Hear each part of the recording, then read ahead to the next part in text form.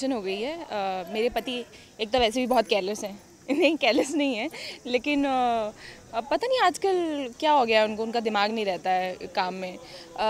TC की job है, अच्छी खासी जॉब है, गवर्नमेंट जॉब है, तो उसमें आपको जिम्मेदारी दी गई है 50,000 रुपये अपने संभाल के रखने के लिए। अब उन्होंने ना मुझे बताया, मुझसे पूछ रहे हैं कि पता नहीं कहाँ चले गए पैसे।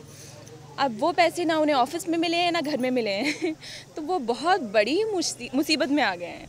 और चक्कर ये है कि अभी हमारे बाबूजी भी यहाँ पर नहीं हैं, वो आउट ऑफ स्टेशन गए हुए हैं, बनारस में है नहीं कि वो हमारी मदद कर सकें और पैसे दे सकें।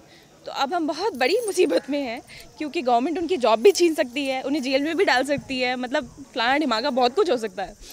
तो जैसे फरिश्ते आते हैं ना आसमान से उतरकर, उसी तरीके से एक लड़की ने एंट्री मारी है, उसका नाम है मरकटी। आप बोले कि ये कैसा नाम है? सच्ची हमें भी यही लगा था। और वो ऐसी वैसी लड़की नहीं है, she is a Rajkumari, she is a royal princess. तो मरकटे देश की मरकटी राजकुमारी आ रही है और उसको संस्कार सीखने हैं हमारे बाबूजी से। और प्रॉब्लम ये है कि हमारे बाबूजी भी यहाँ पर नहीं हैं, लेकिन मेरे जो पतिदेव हैं टीसी बाबू घोटक नारायण, उन्हें आ जाता है लालच, और वो बहुत ज़्यादा लालची हैं। उन्हें वो सोचते हैं कि 50,000 किसी तरीके से इस लड़की से यानी कि मरकटी से कमा कर वो वापस अपने ऑफिस वालों को दे देंगे, उनकी जॉब बच जाएगी। तो उसी चक्कर में वो गोमुख भैया को मनाने में लगे हुए हैं कि वो बाबूजी बन के उस लड़की को संस्कार सिखाएं।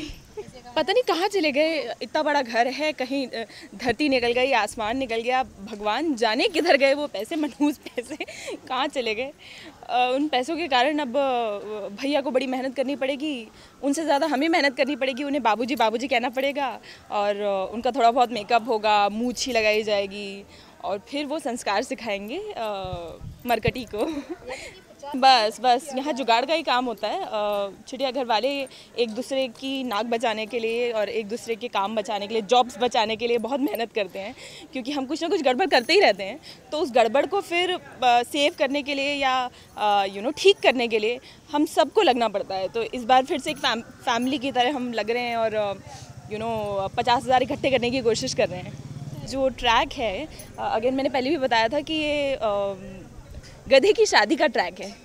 और मैं बार मैं यही कहना चाहूँगी कि all of you, all our fans, all our viewers, जो लोग चिड़ियाघर को पसंद करते हैं, वो सब इनवाइटेड हैं गधे की शादी में।